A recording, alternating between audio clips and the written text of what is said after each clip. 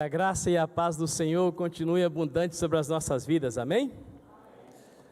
Louvado seja Deus que nos deu a oportunidade de no domingo passado concluirmos a série de 4 mensagens acerca do obreiro aprovado diante do Pai. E hoje quero compartilhar com a igreja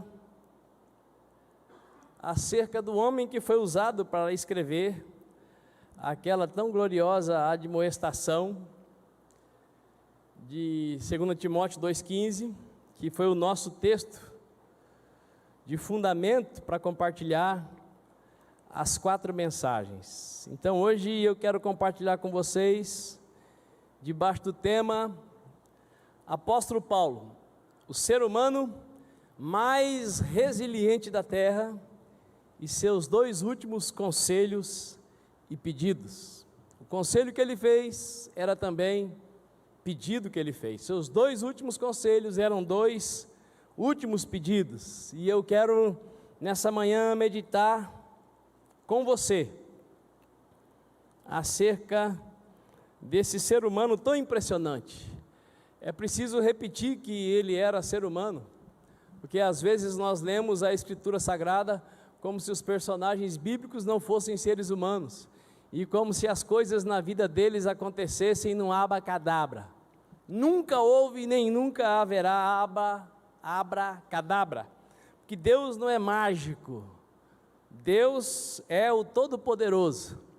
Mas a Bíblia é muito clara, de Gênesis a Apocalipse, em nos apresentar, nos comprovar e deixar muito claro que as obras de Deus acontecem em parceria com os seres humanos.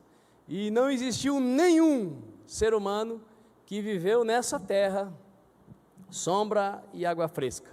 Até mesmo Adão, que estava no ambiente da perfeição, precisava cumprir suas responsabilidades. E nos nossos dias, irmãos, parece-me que boa parte dos cristãos vivem aguardando num de repente que tudo na sua vida mude. E eu quero dizer para você que Deus é Deus de repente, mas até mesmo os de repentes de Deus passam pela minha vida, pela sua vida, pelas atitudes as quais Deus espera que nós tomemos. Então, guarda aí, aliás, não precisa guardar, né? Está escrito ali. Apóstolo Paulo, o ser humano mais resiliente da terra, e seus 2 últimos conselhos e pedidos. Não poderia ser apenas Paulo, como fazem a maioria dos pregadores, o Paulo, o Pedro, como se ele fosse alguém assim, muito chegado nosso, ou alguém igual a nós. É igual no sentido de natureza, mas não foram iguais no sentido de correspondência. E o que faz diferença entre um ser humano e outro é o fato da sua correspondência para com o agir de Deus em sua direção. Quem me entendeu? Deus ama todo mundo igual, mas Ele não trata todo mundo igual.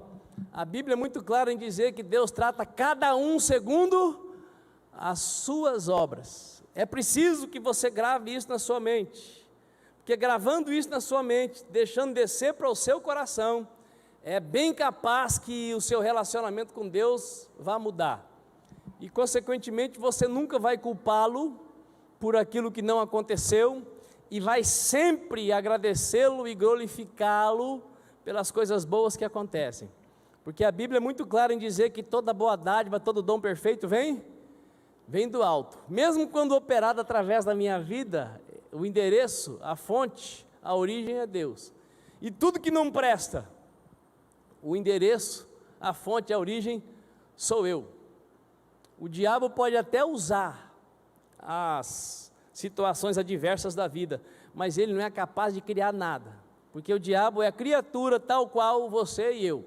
Ele também é a criatura, ele nunca foi, ele nunca será Deus, assim como nós também nunca fomos e nunca seremos. Nós não somos uma centelha de Deus, nós não somos uma parte de Deus, nós somos criaturas de Deus. E isso deveria ser o motivo da nossa maior alegria, do nosso maior regozijo, saber que somos feituras das mãos do Todo-Poderoso. Quem está me entendendo? Eu peço que você, se puder, feche os teus olhos, para nós falarmos com o Pai. Deus Todo-Poderoso, me ajude e ajude os meus irmãos e irmãs, nos ajude nesta manhã a estarmos com o coração bem aberto, bem preparado, depois de os nossos corações já terem sido arados pelos louvores que entoamos ao Senhor, pela palavra de saudação, pela palavra direcionativa do dízimo e das ofertas. Ó Pai, traga para nós agora uma quietude que talvez a maioria de nós não experimente há muito tempo, porque a nossa mente, os nossos corações, ó Pai, têm sido atulhados de tantas coisas, e nós vivemos a síndrome do pensamento acelerado, mas que a Tua bondade, que a Tua misericórdia, que a manifestação do Teu poder, ajude cada um de nós que aqui estamos, a nos aquietarmos de um modo ímpar, para que a Tua palavra encontre morada, abrigo na mente, no coração de cada um de nós. Poderoso Deus, que a Tua bondade também alcance os professores e as professoras do Ministério Infantil, ajudando-os a ministrar no coração das nossas crianças uma palavra viva da parte do Senhor. Seja, Pai, com os nossos irmãos que estão viajando, com aqueles que ainda irão viajar, seja com aqueles, ó Pai, que estão longe há tempo, guardando, livrando de males e dores e também dessa praga chamada Covid-19.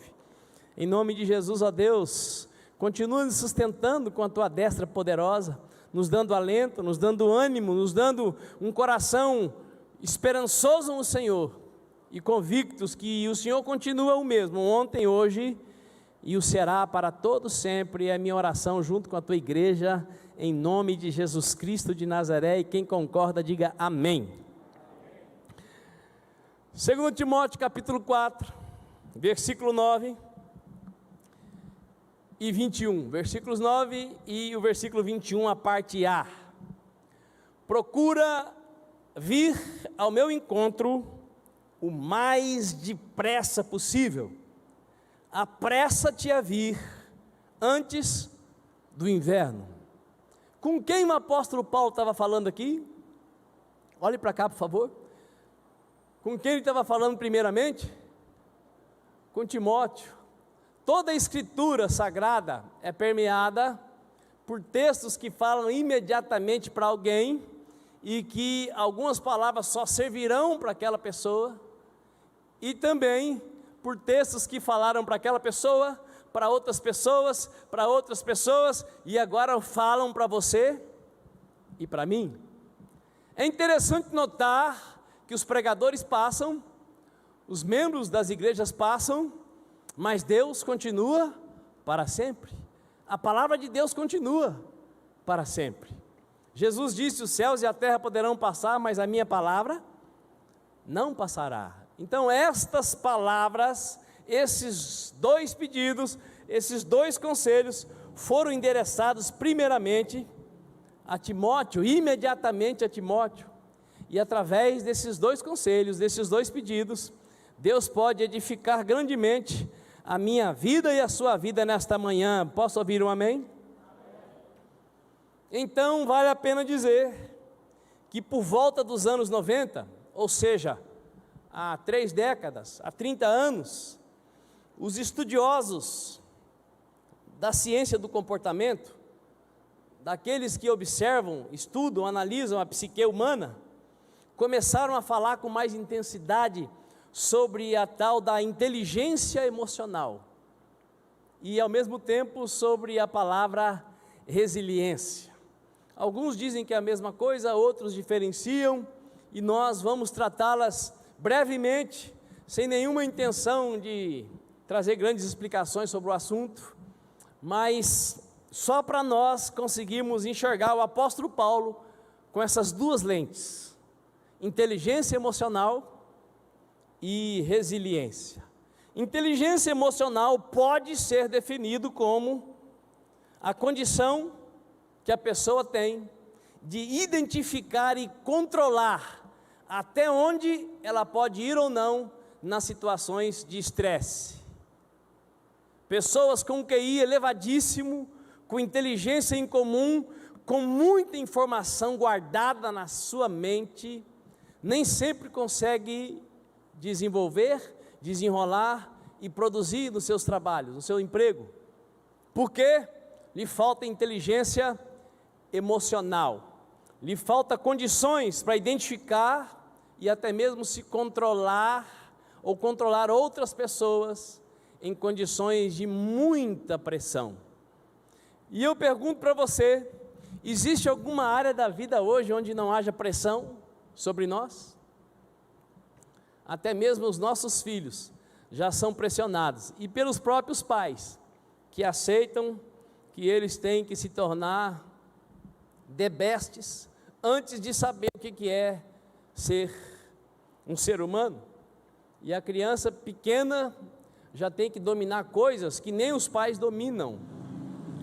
Então, muitas vezes nós, os pais, somos instrumentos para transferir para os nossos filhos a pressão que está sobre nós.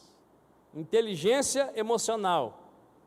A inteligência emocional condiciona a pessoa a identificar e controlar até onde ela pode ir ou não nas situações de estresse, de pressão. A resiliência é aquilo que aponta para a capacidade incomum para gerenciar as emoções e encontrar saída para situações conflitantes. Então, a inteligência emocional me faz saber onde é que eu estou e para onde eu posso ir. A resiliência me capacita para gerenciar esse conhecimento, essa sapiência e conseguir fazer alguma coisa que redunde num bom resultado, não só para mim, mas também para as pessoas que estão à minha volta. E eu garanto para você que nunca antes na história da humanidade foi tão necessário nós, os seres humanos, desenvolvermos, inflacionarmos nossos sentidos relacionais. Os animais continuam exatamente iguais, como sempre, mas os seres humanos não podem mais se dar ao luxo e ao direito de continuarem iguais. E a prova disso, para iluminar o seu entendimento, é que nós, que temos aí 4, 5 décadas, 3 décadas de existência, ouvimos os nossos pais que demorávamos cerca de 15 dias para abrir os olhos. Quem sabe disso? Os bebês nasciam de olhos fechados e levava dias para abrir os olhos. Agora as crianças já nascem de olhos abertos e alguns até falando. E em seguida, depois de aprender a andar e a caminhar, as crianças já conseguem ensinar os pais a usar eletrônicos e eletrodomésticos que já estão na casa há tempo, com os quais os pais não se relacionam bem. Quem já viu isso? Realidade. As crianças estão nesse processo. E nós que estamos aqui há mais tempo, alguns desde o tempo da lamparina. Quem está aqui desde o tempo da lamparina?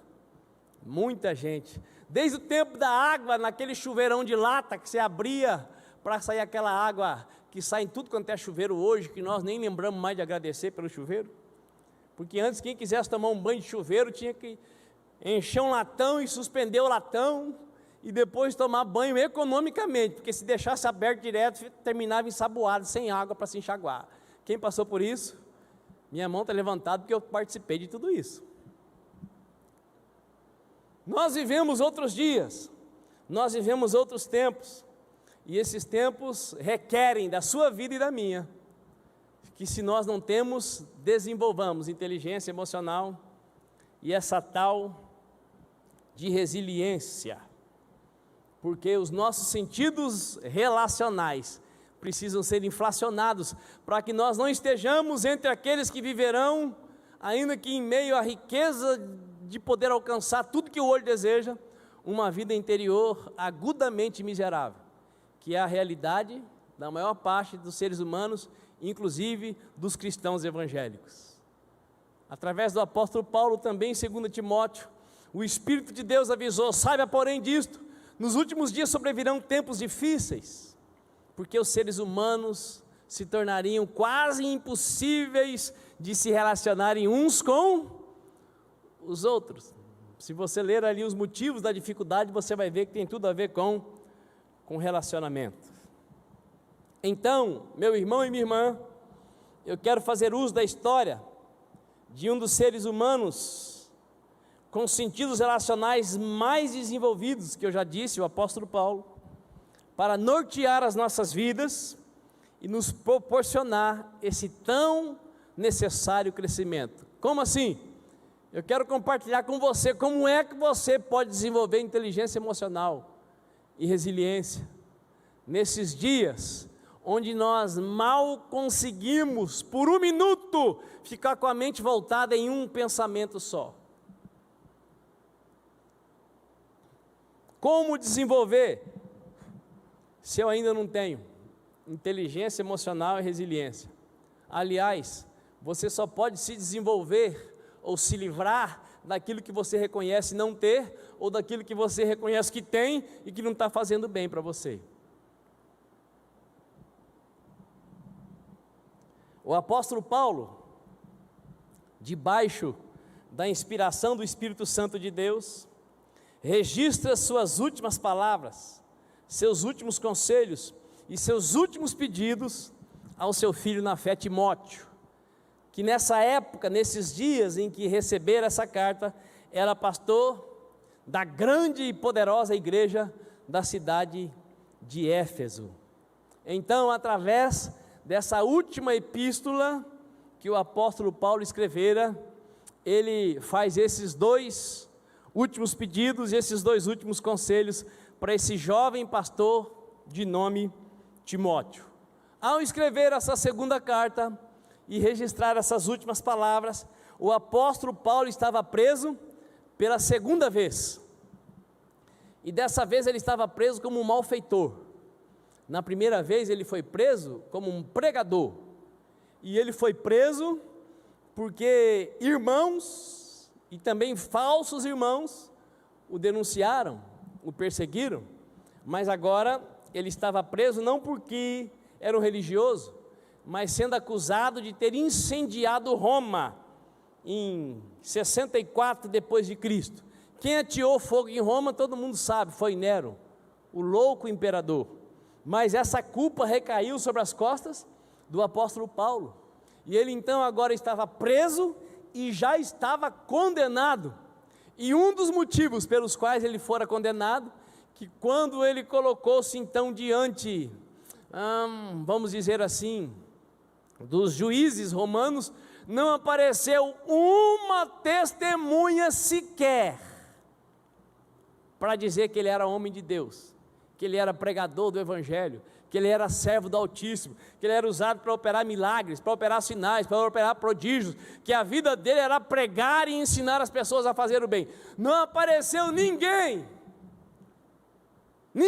nenhuma pessoa, para falar: eu conheço esse homem vive para fazer o bem. Ele já foi terrível, ele já foi um assassino, mas há muito tempo ele vive como um representante de Deus na terra. Não apareceu ninguém. Por isso o apóstolo Paulo então foi condenado à morte, condenado à morte por decapitação. Chegou o dia que o Paulo colocou a cabeça no cepo e o algoz romano separou a cabeça dele do corpo. Então, como eu disse, Paulo estava preso pela segunda vez, e dessa vez como um malfeitor, sabendo já o que lhe aguardava. Mas esse homem, no meu ponto de vista, o mais resiliente e o mais dotado de inteligência emocional dos seres humanos, mesmo estando velho e com a certeza de ter cumprido o seu dever, ainda estava aberto para conviver fraternalmente com outras pessoas. 2 Timóteo capítulo 4, versículo 6 diz o seguinte: quanto a mim, já estou sendo derramado como vinho na oferta de libação. O que ele estava dizendo? Eu vou morrer, mas a minha vida na verdade vai ser oferecida como uma oferta líquida. A morte não me assombra, eu creio que chegou a minha hora, eu estou partindo, e até na minha partida eu vou glorificar a Deus. Continuando, o momento da minha partida se aproxima. Combati o bom combate, completei a corrida, perseverei na fé. Agora me está reservada a coroa da justiça, que o Senhor, o justo juiz, me concederá naquele dia, e não somente a mim, mas certamente a todos os que amarem a sua vinda. Irmãos, o cidadão estava na cadeia, injustamente, e num lugar terrível. Lá desse lugar terrível, ele não diz eu vou morrer, ele diz eu vou partir. A minha vida está nas mãos do Todo-Poderoso. O pastor Altair disse que ainda que Ciro estivesse sendo usado por Deus para corrigir seu povo, na verdade era Deus que estava sobre o controle, ou eu prefiro dizer sobre o comando de todas as coisas, porque o controle está na sua e na minha mão, Deus está no comando. O que significa estar no controle? Você tem o controle da sua Sky, da sua Netflix, mas quem comanda a Netflix e a sua Sky é a operadora. Quando ela corta o sinal, acabou o seu controle. Quem entendeu?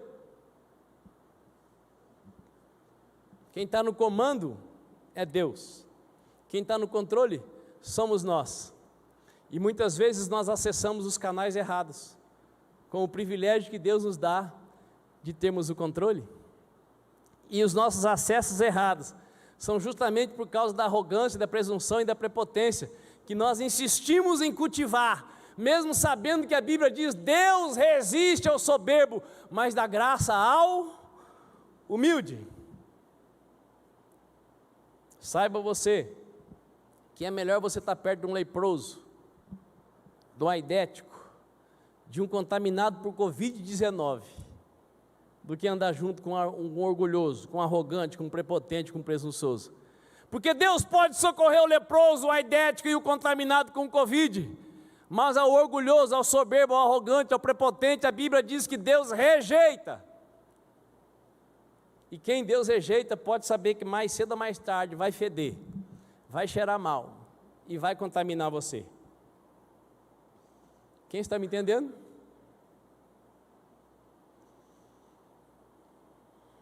O apóstolo Paulo tinha certeza de estar com o seu dever cumprido.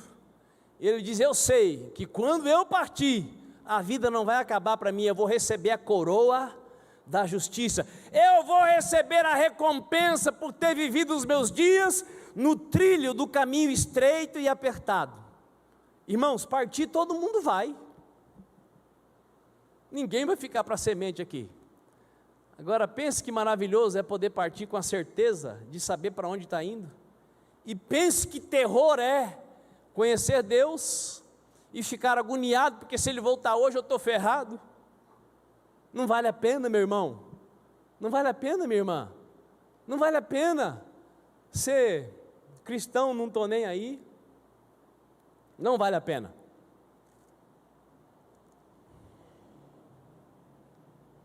Mesmo estando com a certeza de dever cumprido, o velho apóstolo ainda precisava e estava aberto para a convivência fraternal.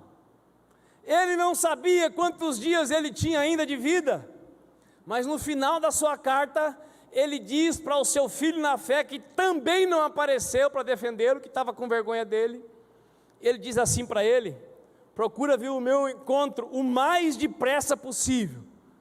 O que o apóstolo Paulo estava dizendo? Timóteo, eu quero te ver, mesmo com os meus olhos fracos, eu quero te ver. Timóteo, ainda que você também não tenha aparecido para me defender, esteja com vergonha de mim, eu quero te ver. Venha logo, porque se você demorar, pode ser que eu seja decapitado antes. E se você se apressar em vir, não venha no inverno, porque no inverno o mar fica bravio. Pensa, o cidadão tinha todos os motivos do universo para não querer ver ninguém, ele ia morrer mesmo. E ele já estava aprovado, ele trabalhou para Deus todos os dias da sua vida. Mas mesmo sabendo que ia partir, ele queria ter convivência, comunhão, ele não queria terminar sozinho. E ele estava disposto a abraçar, a aceitar, a estar com aquele por quem muito ele tinha trabalhado, mas que também não teve coragem de testemunhar em seu favor. E ele ainda se preocupa de pedir que venha logo, mas não venha no inverno, porque eu não quero que você passe pelo que eu passei. Eu e mais 270 pessoas estávamos no mar bravio, e um anjo apareceu e disse: fica tranquilo, Paulo, você não vai morrer, e por amor a você ninguém vai morrer nesse navio. Olha como era o apóstolo, olha como esse homem era capaz de dar a volta por todo o sofrimento, por todo o descaso que ele sofrera, porque ele poderia pensar assim como nós muitas vezes pensamos: já que o Timóteo me negou, já que ele também está com vergonha de mim, vou falar para ele vir no inverno, porque quem sabe ele sofre um naufrágio, aí eu quero ver se ele está com Deus ou não. Quantas vezes nós desejamos que pessoas que fizeram um tantinho assim de coisa para nós se ferrem, se estrepem, se deem mal, para pagar o mal que fizeram para nós. Exatamente o que Jesus ensina. Jesus diz: pague o mal com o mal, é isso, né? Não é? Que interessante. Jesus ensina o contrário, mas a maior parte do tempo nós temos que lutar para não desejar isso.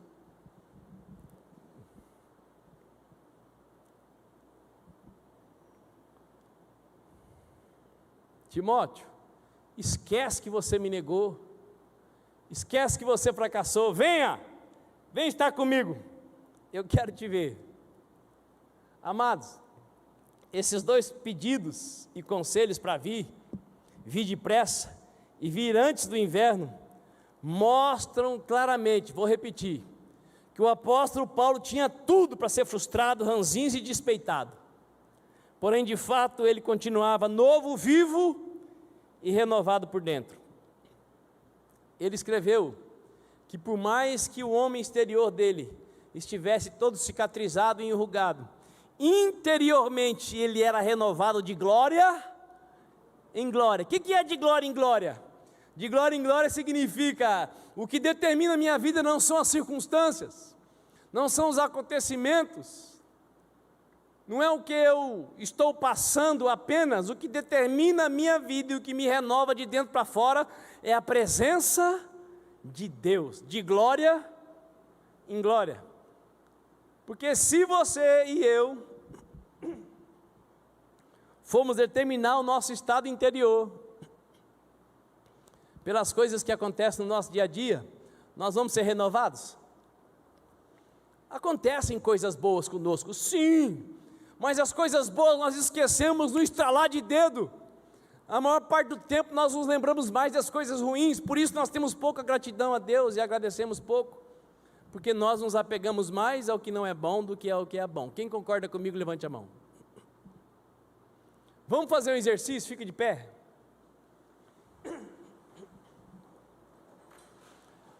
Ó, de vez em quando, você precisa dar uma puxadinha na máscara assim, ó. Senão falta oxigênio, aí você vai dormir, ou eu vou ficar pensando que eu que não estou pregando direito. E tome bastante ivermectina, porque essa máscara aí não garante muita coisa não. Por favor, sente, era só para acordar os que estavam dormindo.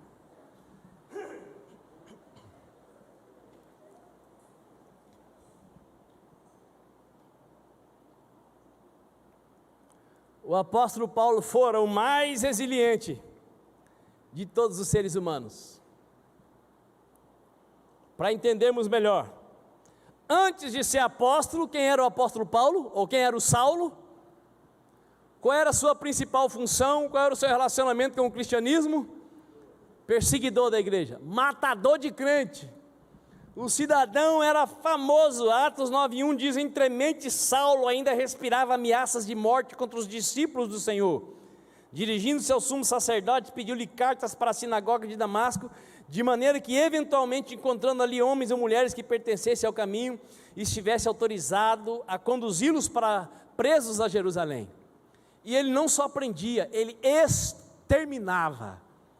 Paulo era um assassino em série. E quem é que ele perseguia? Os do caminho, os cristãos. Mas um dia, o Rei dos Reis, o Senhor dos Senhores, aquele que é o seu dono e o meu dono, se nós somos discípulos dele, marcou um encontro com Paulo na estrada de Damasco. E depois de encontrar-se com Jesus Cristo, o apóstolo Paulo então entra num tratamento que não foi apenas de 3 dias, jejuando, orando e sem enxergar nada. O tratamento levou mais ou menos uns 17 anos. 3 anos de discipulado com Jesus, e depois do discipulado ele apareceu em Jerusalém achando que ele fosse o bom da boca, foi rejeitado pelos irmãos, foi mandado de volta pelos irmãos, não quis ir, Deus falou para ele ir, e ele passou 14 anos sendo tratado, porque ele era bom demais.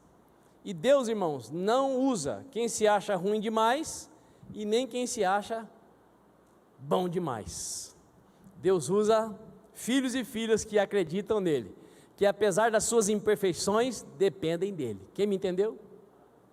Então me ajude seu irmão a ficar acordado e diga para ele: Deus não usa quem é bom demais e nem quem é ruim demais. Deus usa pessoas conscientes que são seres humanos e que diante da grandeza de Deus podem todas as coisas naquele que os fortalece.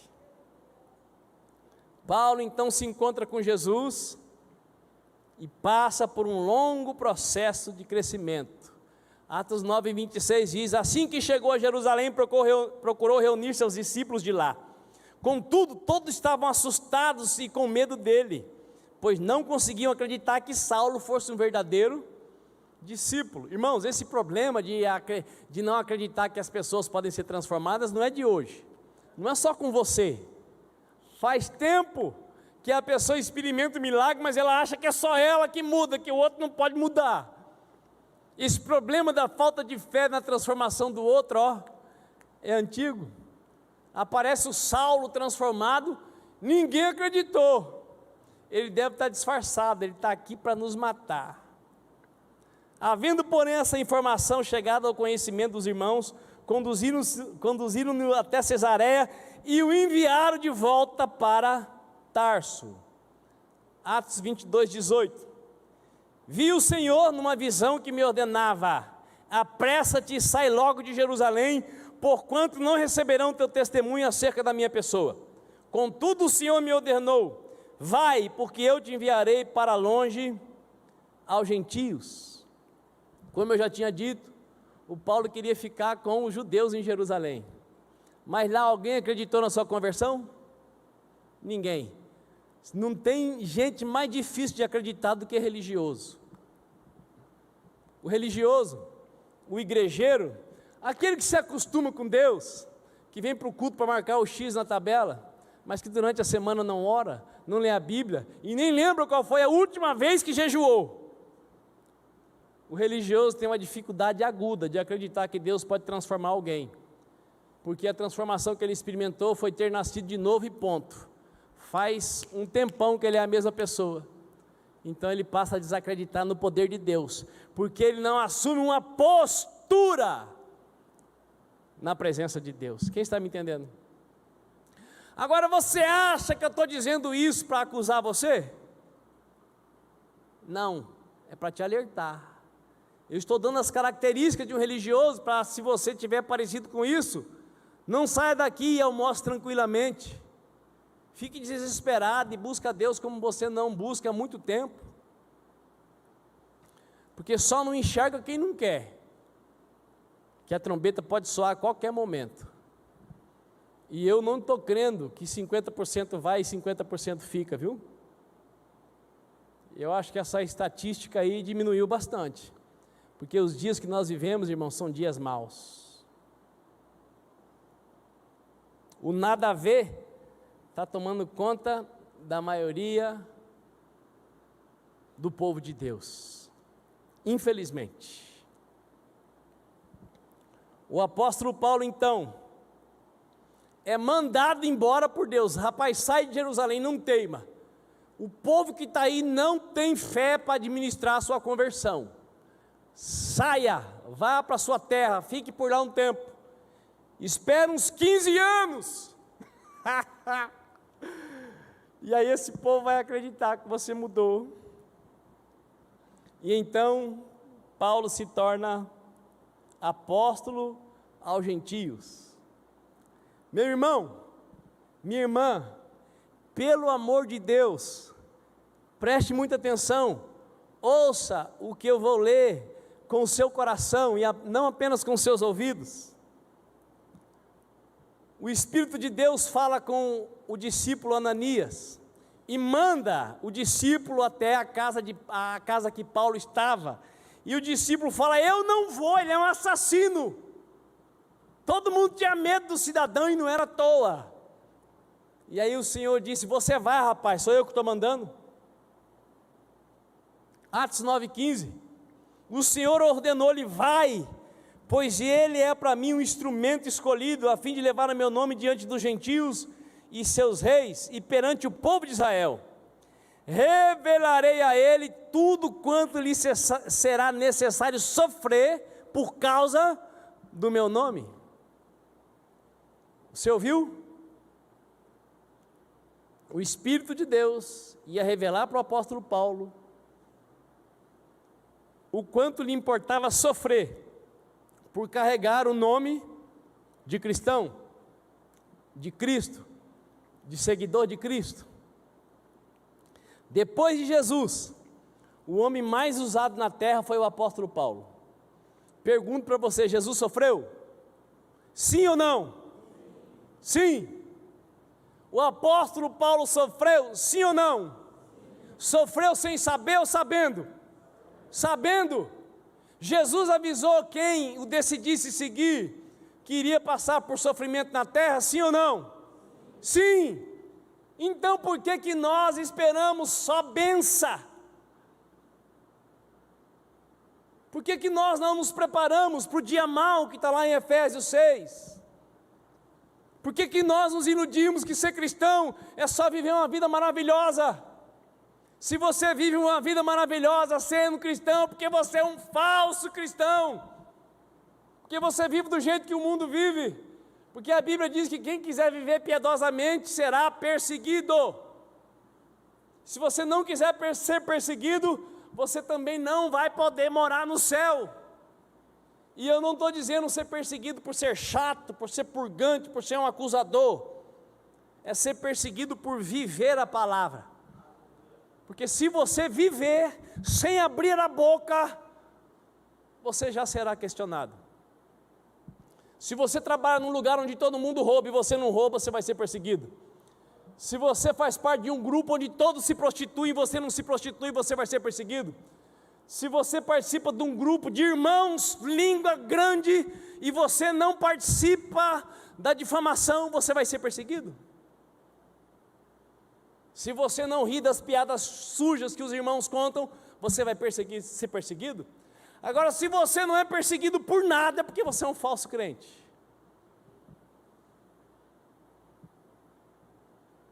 Eu acredito que nós estamos no final dos tempos. Então não dá mais para viver como se Jesus não fosse voltar nunca. Não dá para viver de qualquer jeito e achar: eu estou salvo, eu sou crente. Apóstolo Paulo, o ser humano mais resiliente da terra, seus 2 últimos pedidos e conselhos. Qual foi o pedido? Apressa-te e envie. Venha, mas apressa-te, venha ligeiro. Mas saiba a hora certa de vir. Eu estou com pressa, mas não venha no inverno, porque senão você não vai chegar. Não, eu cumpro a minha parte, a minha obrigação, e tá bom, não está. A Bíblia diz que o sacrifício que Deus aceita é aquele que é oferecido de toda a força, de todo o coração e de todo o entendimento. A Bíblia diz que a vida que Deus aceita é aquela que busca em primeiro lugar o seu reino e a sua justiça.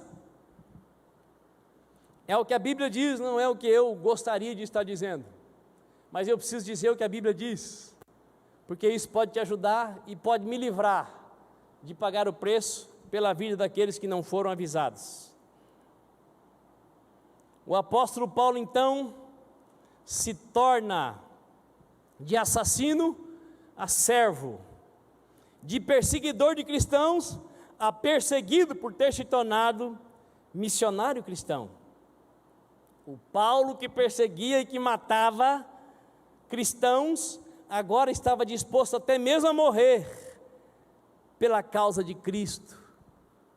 Irmãos, vejam bem, o cidadão era um antes de Jesus e tornou-se completamente outro depois de se encontrar com Jesus. Como é você? Como era você antes de Jesus? Como é você agora que está em Jesus? Você teve apenas mudanças ou você tem sido transformado? Porque tem cristão que bate no peito: não, eu sou assim, eu sou assado, eu continuo bem parecido com o que eu era, porque eu sempre fui bom. Jesus diz que bom é Deus.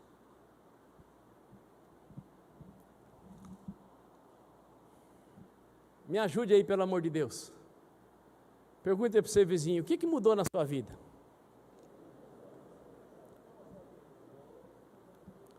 Muita coisa mudou, mas não foi transformada, então já estou voltando a ser quem eu era. Porque a mudança não garante novidade de vida, mas a transformação sim. Quem está em Cristo é nova criatura, as coisas antigas se passaram, eis que tudo se fez novo.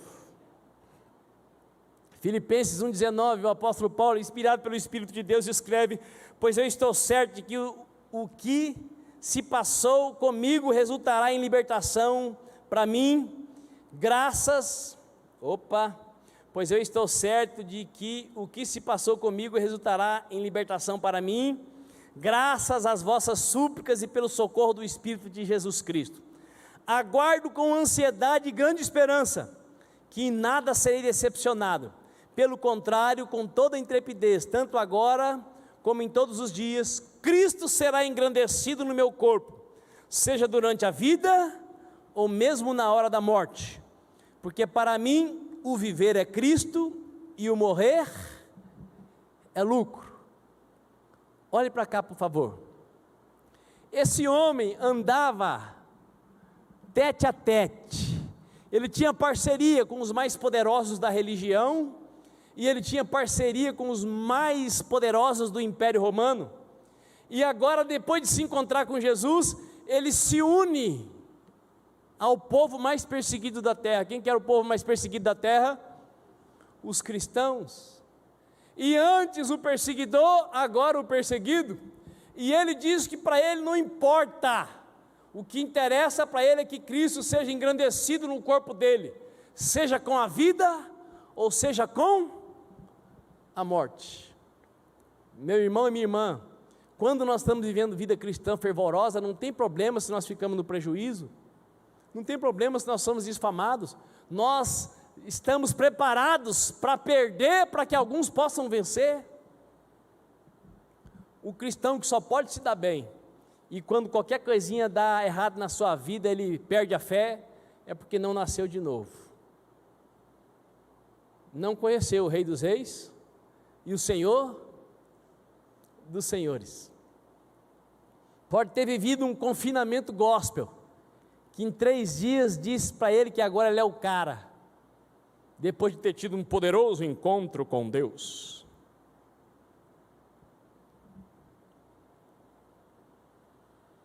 Quando eu me encontro com Jesus, eu vou sendo preparado para ser como ele foi, e a maior marca de Jesus foi sempre fazer o que agrada ao Pai. Faça assim com o seu dedo profético, vire aí para o seu irmão e pergunte para ele: qual que é a sua maior prioridade? Qual é a sua maior prioridade? A maioria de nós, se for sincero, vai dizer: a minha prioridade é realizar isso, isso, isso e isso. A minha maior prioridade é que Deus me atenda nisso, nisso, nisso. Se Ele fizer tudo que eu quero, tudo que eu sonho, tudo que eu almejo, quando eu sentir no coração, eu vou servi-lo. Como Deus não é movido por sentimento, é bem capaz que esse tipo de cristão não vai ver a face dele.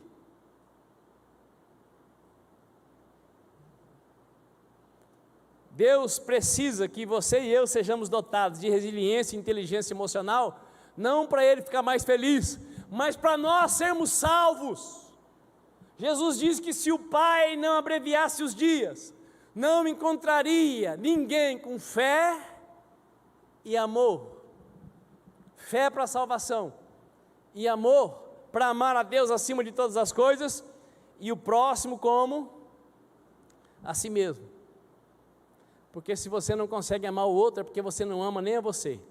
E quando você não ama nem a você, você faz tudo que tem vontade, você faz tudo que dá na cabeça, e se for conveniente, fará alguma coisa que agrade a Deus. Quem está me entendendo, dá um sinal.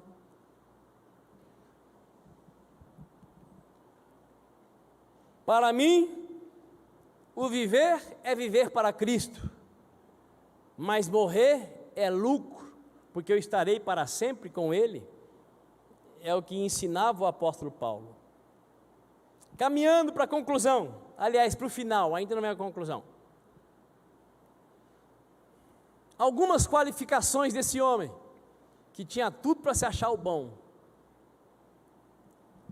Ele era poliglota, falava várias línguas, no mínimo 4.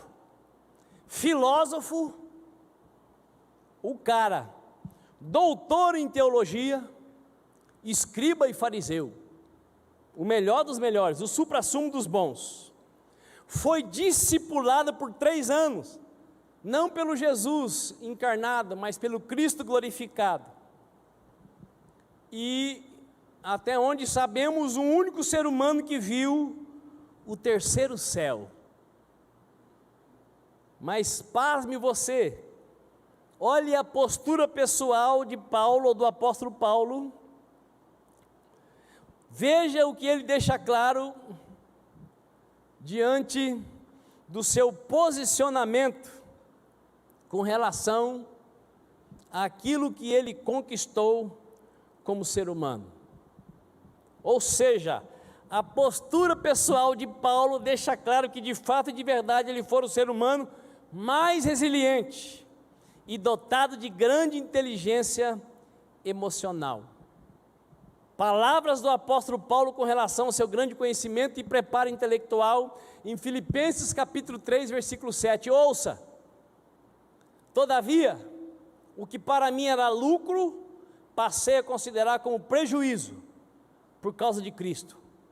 Mais do que isso, compreendo que tudo é uma completa perda, comparada à superioridade do valor do conhecimento de Cristo Jesus, meu Senhor, por quem decidi perder todos esses valores, aos quais considero esterco, a fim de viver e ganhar a Cristo. Você sabe o que é esterco? O que é esterco? Você sabe o que é esterco? Então deixa para lá, hoje eu não vou falar o nome não. Ele considerou tudo esterco, ser poliglota, ser doutor em teologia, ser filósofo, ser escriba, ser fariseu, ser o cara, ele considerou tudo fezes, não vou falar aquela palavra hoje, comparado com ter Cristo dentro dele, e ser encontrado nele, não tendo por minha justiça que procede da lei, mas sim a que é outorgada por Deus mediante a fé para conhecer a Cristo e o poder da sua ressurreição e a participação nos seus sofrimentos, identificando-me com Ele na sua morte, com o propósito de, seja como for a ressurreição dentre os mortos, nele estar presente. Meu irmão, olha para cá, o apóstolo Paulo está dizendo assim, ó, tudo que eu sou, tudo que eu tenho, tudo que eu conquistei, considerado como possuir Cristo pelo Espírito Santo e ser possuído por Ele, é esterco. E o meu maior anseio é quando partir desse corpo, receber um corpo glorificado, assim como Jesus ressuscitou, ressuscitar. Irmãos, vamos falar sério. Quem aqui já foi pego pela praga chamada Covid? Olha, tem bastante gente que foi pego e já se livrou. E você sabe que quem pegou uma vez pode pegar de novo.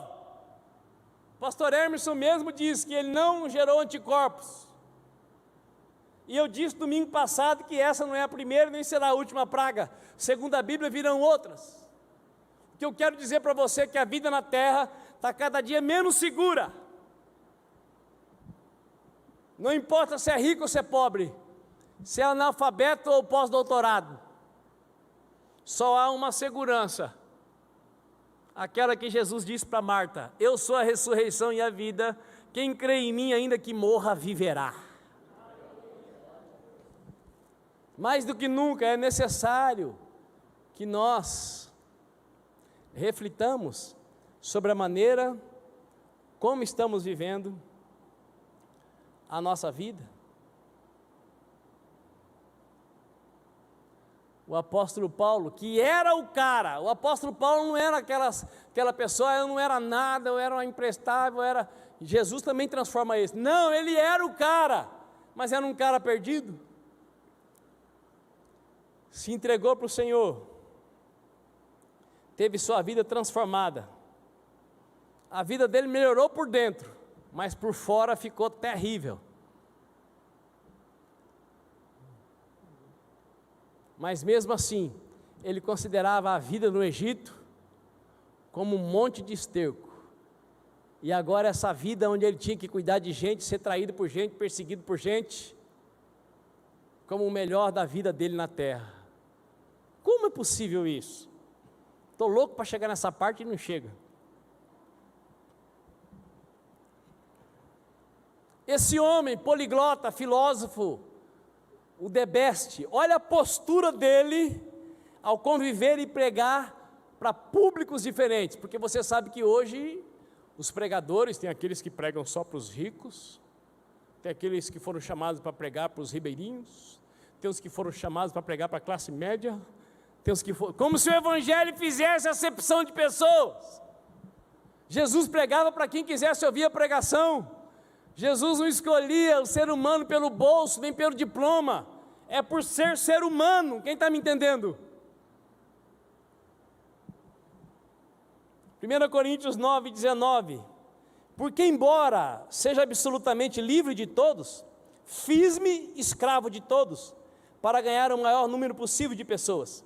Tornei-me judeu para os judeus, para os que estão subjugados pela lei, tornei-me como se estivesse igualmente sujeito à lei, embora eu mesmo não esteja debaixo da lei, com o objetivo de ganhar aqueles que estão dominados pela lei. Para que os que estão sem lei, tornei-me como se estivesse sem lei, a fim de ganhar os que não têm a lei. Para os fracos, tornei-me semelhantemente fraco, para ganhar os fracos. Fiz-me tudo para com todos, com a finalidade de conseguir, de qualquer maneira possível, salvar alguns. Faço tudo isso por causa do Evangelho, a fim de me tornar co-participante dele. Pergunto para você, o homem era resiliente ou não? Sim ou não? Ele tinha inteligência emocional, sim ou não? Quando ele estava com um judeu, ele se comportava como judeu, porque o que ele queria era levar o judeu para Cristo. Quando ele estava com alguém que não sabia ler nem escrever, ele se comportava como analfabeto, e na linguagem do analfabeto, ele queria levar o analfabeto para Cristo. Quando ele estava com o sem lei, que não tinha parâmetros para a vida, ele se comportava como quem não tinha parâmetros. Para quê? Para conduzir aquela pessoa para Cristo. Um homem era altamente resiliente e tinha uma inteligência emocional incomum. Em nenhuma situação ele se apertava. Ele estava sempre pronto para servir a todos. Sabe por que ele era assim? Vou falar daqui a pouco. O apóstolo Paulo fundou igrejas nas principais cidades do mundo de sua época e ainda levantou lideranças e pastores para zelar por elas. Mas ainda assim, em quase todas as igrejas que ele fundara, se levantaram falsos irmãos para combater seus ensinos e o seu ministério. Por que eu estou falando da resiliência desse homem?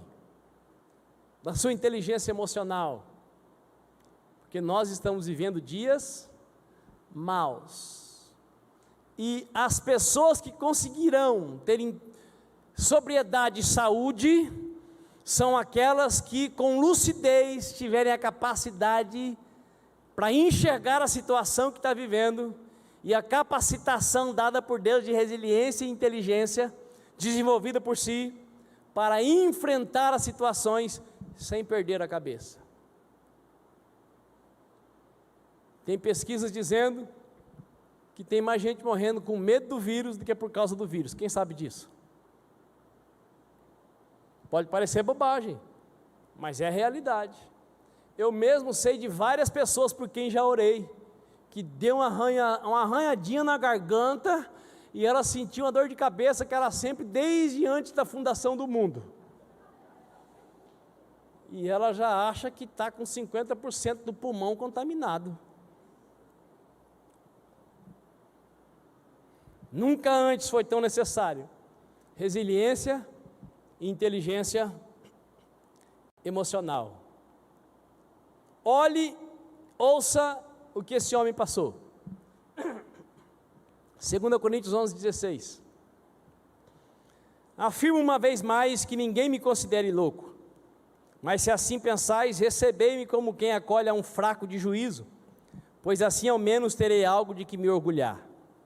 Ao declarar esse orgulho, não estou fazendo segundo o Senhor, mas com quem perdeu a sensatez, como um ser humano. Considerando que há muitos que se orgulham de acordo com os padrões mundanos, eu de igual modo posso me orgulhar. Assim vós que sois tão lúcidos, certamente sabeis acolher os desequilibrados.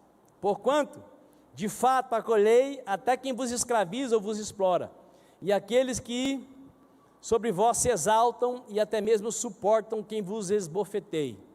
Para minha vergonha, devo admitir que fomos fracos. Todavia, naquilo que todos os outros se atrevem a orgulhar-se falando como louco, também me atrevo. Ora, olha só, irmãos, agora ele está falando daqueles falsos que estavam explorando o povo. Agora ele passa a falar dele. Se são hebreus, eu também sou. São israelitas, eu também sou. São descendentes de Abraão, eu também sou. São servos de Cristo? Eu ainda mais.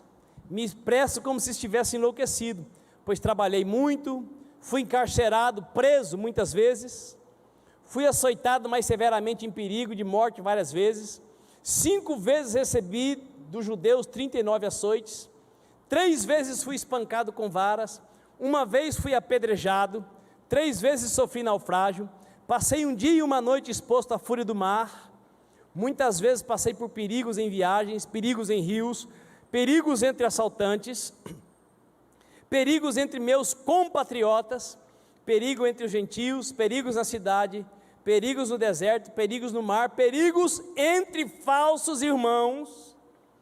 Trabalhei arduamente por diversas vezes, fiquei sem dormir, passei fome e sede, e muitas vezes atravessei longos períodos em jejum, suportei frio e nudez. Além de tudo isso, pesa diariamente sobre mim a responsabilidade que tenho para com todas as igrejas. Pergunta aí para o seu vizinho, como é que esse homem não ficou louco?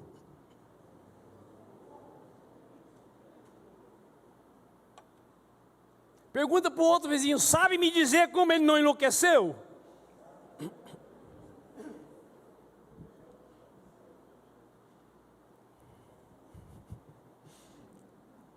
E aí, no final de sua vida, ele se encontra preso, como se fosse um bandido, abandonado por todos os seus companheiros, desprezado por seu principal discípulo, como eu já disse, mas ainda assim, ele manda o recado para Timóteo: procura vir depressa, o mais depressa possível. E olha, venha antes do inverno. Irmãos, não dá para aprofundar no que esse servo de Deus passou, mas eu creio que já tenha sido suficiente. Mesmo assim, no final de sua vida, sabendo que a sua cabeça seria separada do seu corpo por uma espada, ele ainda tinha saúde emocional e estava aberto para a convivência relacional fraterna. Como entender ou explicar tal postura. Como seria possível viver o que o apóstolo Paulo viveu? E aqui eu quero dar a resposta para você. E se ele pôde viver, você pode, eu também. Nós não vamos enfrentar naufrágios, nós, pelo menos por hora, não vamos para a cadeia, nós não vamos ser perseguidos pelos romanos, eles não estão aí mais, é só a nova ordem mundial que vai te perseguir.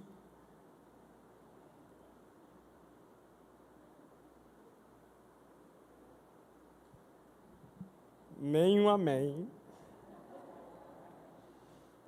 Está aí, meu irmão, vai chegar. Está chegando. Todo mundo tem que tomar vacina. Quando é que você ouviu isso no Brasil antes? Olha o tanto de praga que já teve aqui, sarampo, isso e aquilo, nem paralisia infantil era obrigatório, porque se não tomasse podia ficar paralítico a criança. Nunca foi obrigatório, e agora? Está chegando o dia, está chegando a hora, a igreja está unida, e em breve vai embora. Violência nem se fala, é o assunto do momento, todo mundo preocupado com esse grande movimento. Pergunta aí para o seu vizinho, está preparado? Eu creio que tem muita gente que vai dizer, eu nunca conheci Jesus. Coloca a marca do besta aí. Coloca aí.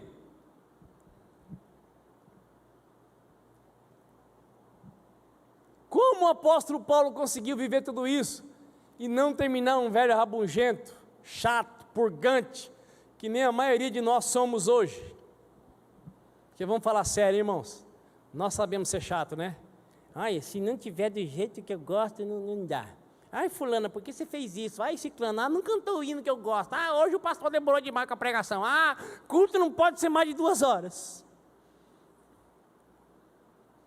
É tanta enjoeira, irmãos, é tanta frescura, que às vezes eu fico perguntando para Deus, será que o senhor está fraco ou a carne que está muito forte?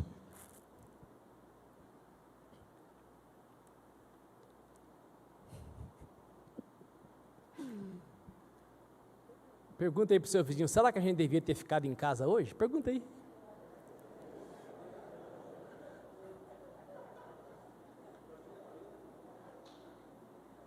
Que resposta você daria? Atos 9:17. Como o apóstolo Paulo conseguiu viver tudo isso? E no final da vida, esperando a cabeça ser separada do corpo, ele diz, eu estou para partir, e eu sei que me espera o prêmio da soberana vocação, a coroa da vida. Como foi possível?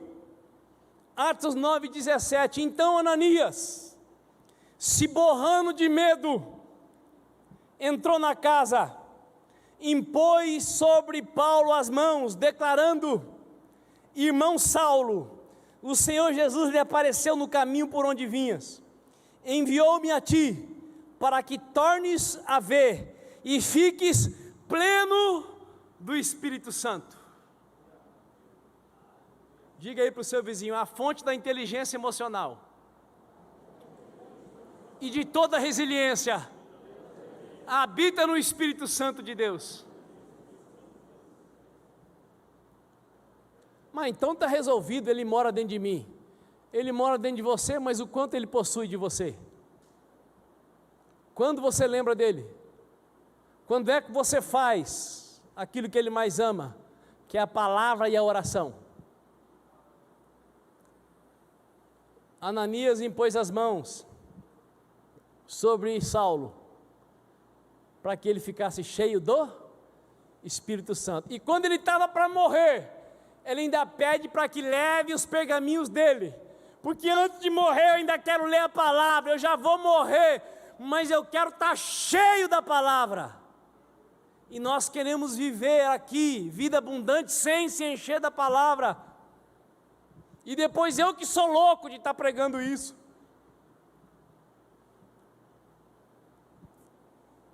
Como o apóstolo Paulo conseguiu ser quem ele foi?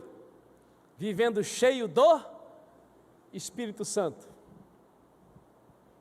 Gálatas 2:20. Fui crucificado juntamente com Cristo, e desse modo já não sou eu quem vive, mas Cristo vive em mim, e essa nova vida que agora vivo no corpo, vivo-a exclusivamente pela fé no Filho de Deus que me amou e se sacrificou por mim. Ele foi cheio, mas ele tomou uma decisão. Qual foi a decisão?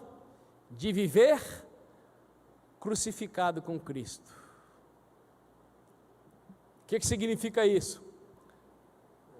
Cristo faria isso? Não, então também não faço. Cristo responderia sim? Não, então também não respondo. Cristo agiria assim? Não, então também não vou agir. Cristo concordaria com isso? Então também não concordo, se ele não concordar. Já não sou mais eu quem vivo, mas Cristo vive em mim. Como o apóstolo Paulo conseguiu ser quem ele foi? Ele foi cheio do Espírito Santo e se crucificou para não se esvaziar do Espírito Santo. E foi na plenitude do Espírito Santo que ele disse: tudo posso naquele que me fortalece.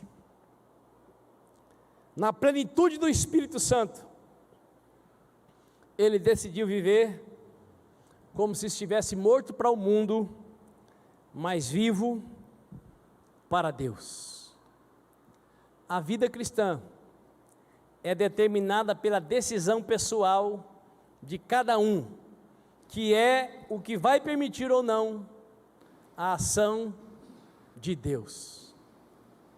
O Ananias foi e orou e ele ficou cheio, mas para ele continuar cheio, ele precisou decidir ser crucificado. E quando eu sou crucificado, já não sou mais eu quem dito as regras, já não sou mais eu quem defino como será a minha vida, mas a minha vida passa a ser definida e decidida pela vontade do meu Pai, que é revelada a mim pela Escritura Sagrada.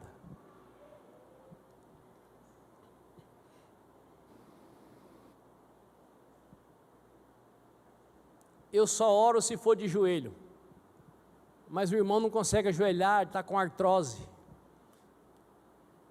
Então vai pedir um milagre, porque se você não orar de joelho, não oro com você. Quem foi crucificado, ora de joelho, ora sentado, ora deitado, ora de cabeça para baixo, ora segundo a condição do outro miserável que precisa que você ore com ele. Quem está me entendendo? Quem não foi crucificado tem que exigir todos os direitos, ainda que sejam os mais idiotas da terra. Quem não foi crucificado, mesmo sendo cristão, vive uma vidinha miserável, ainda que Jesus tenha vindo para nos trazer vida e vida em abundância.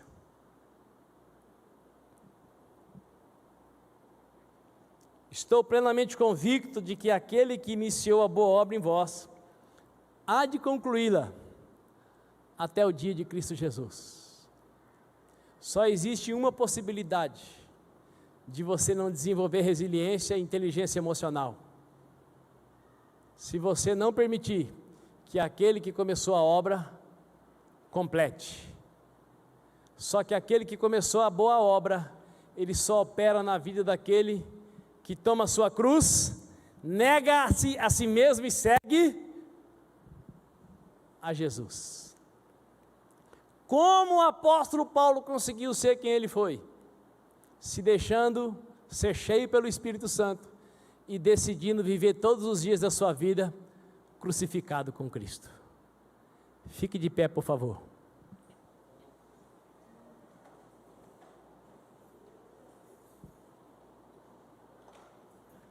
Vida cristã não é para quem quer viver na autocomiseração. Vida cristã não é para quem quer ser tratado como coitadinho. Vida cristã não é para quem tornou-se especialista em dar desculpas e engana-se a si mesmo. Vida cristã é para quem tem coragem de encarar a vida de frente, enxergar a sua realidade, ficar desesperado e se jogar nos braços de Cristo.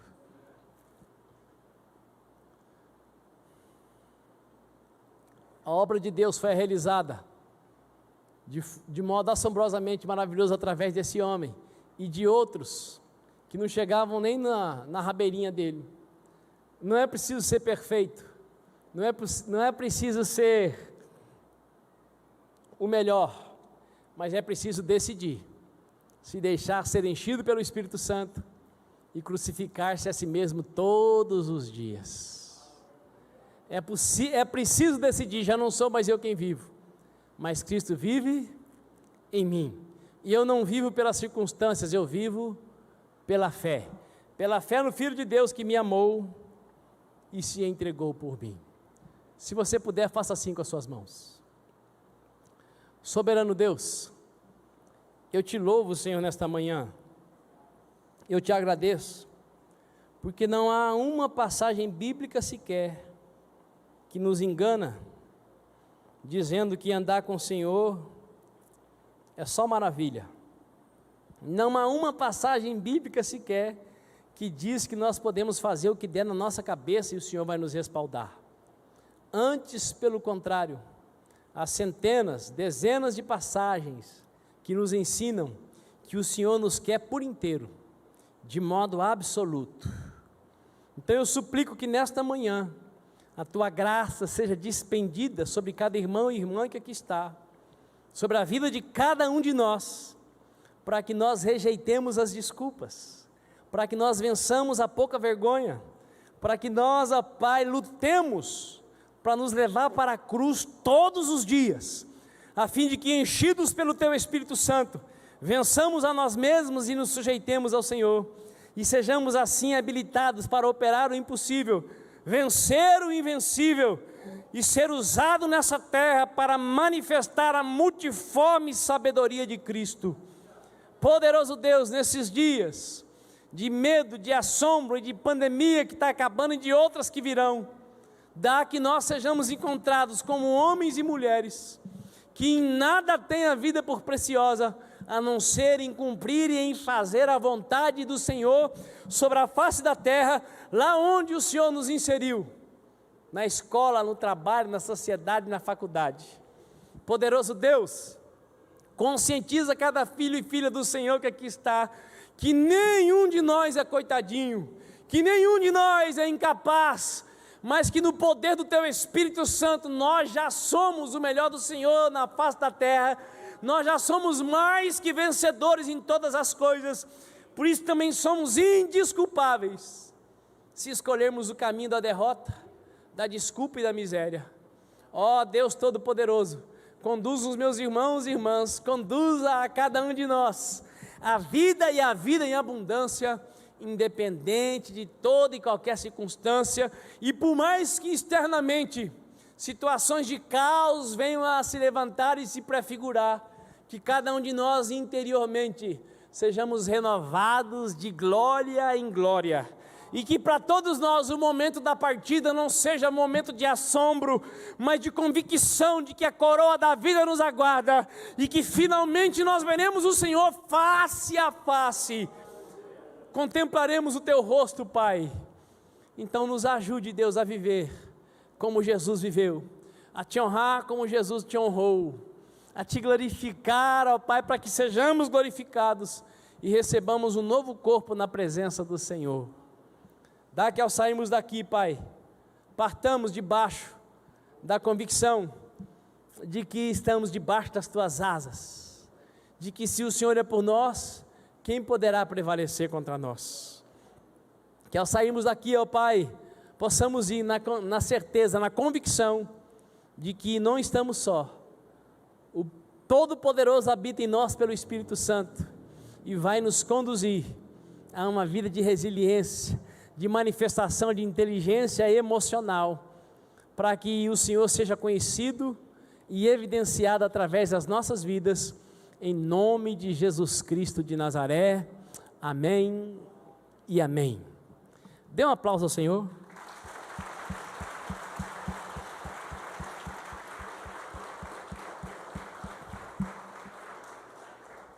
Um último aviso: nós não teremos culto dia 31, não poderemos ter a nossa festa de jantar, o culto não pode ser realizado às 10, que era para ser culto da virada, então não tem porquê fazermos culto dia 31, 7 da noite, sendo que teremos culto do dia 1º até o dia 7, 7 dias de primícias, consagrando a primeira semana, para que vivamos consagrados todas as outras semanas do ano, amém?